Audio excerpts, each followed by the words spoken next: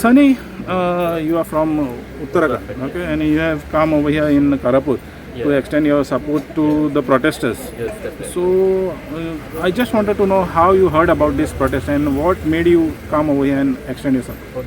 About this protest, I first read about it in the newspaper at one of the breakfast places, and then I saw it on Instagram in Reels.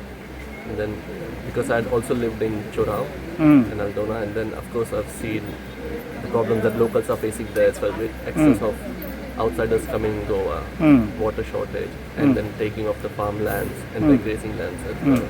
So we thought it would be good to come here, extend our support, and also learn more about what's happening and how people of Goa are now raising their voice finally to just stop all the overdevelopment that's happened in other parts of North Goa, so it should not extend to other parts of Goa. So which is in a good direction, this protest, that to save the Goa that we know, or it's like full of lakes and rivers and natural beauty, and not for resorts and swimming pool or pubs and this kind of. So you have an image of Goa which is full of lakes and the beauty. So how long have you been in Goa now? In Goa it's been 3 months already. 3 months. So do you think that Goa has lived up to that expectations of yours? I mean, only yes, I've been living in Anjunas, that part of Goa, not so much. Baga, Kalangur, or even Arambol, Mandran, no. That is overcrowded. That is overcrowded, not the Goa that I imagined of. But when I come to place like Karapur or Chora, this is the hinterland. Even the hinterland, and even we went to Alorna Fort. Alorna, So you see the rivers are still not polluted there, not with bottles of plastic or beer bottles in the river or water body. And compared to when you go on that side, the beaches are dirty. No space left to enjoy nature. When you come here, you listen to birds, you see animals, you see or like people doing farming, and so that's the image of Goa and India that I always have and would love to preserve.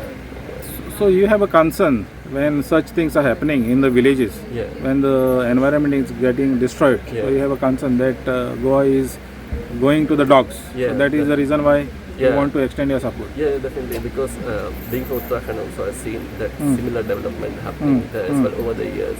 And then every year you listen the monsoon, there's like landslides and all that. I've never listened that before, never heard that before in our times. So then I went to university. I also studied environmental science in the university. So I was more concerned towards that, and worked in conservation biology for over the years. So conservation and saving the environment has always been a big part of my life.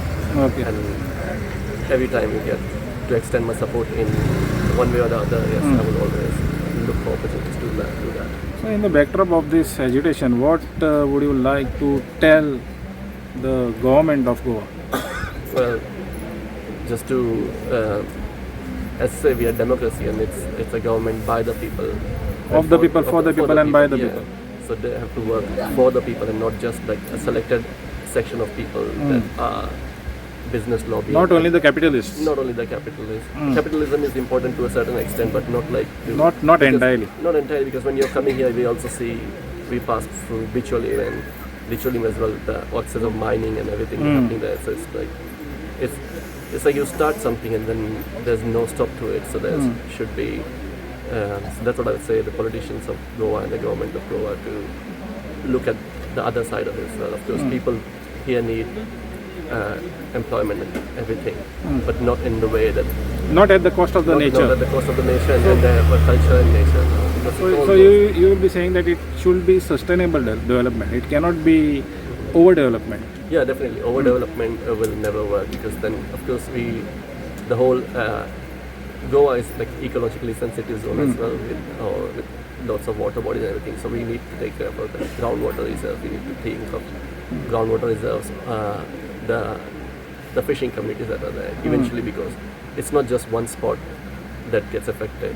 The whole network is like the underground whole network is so big that it just then hampers villages and villages even further kilometers down there. If you're polluting the river in here, it's not that just this village. It won't remain only over here. No. It will spread to a vast extent. River is flowing, wherever the other lakes, groundwater reserves, everything will get affected by that. Okay. Thank you, Sunny.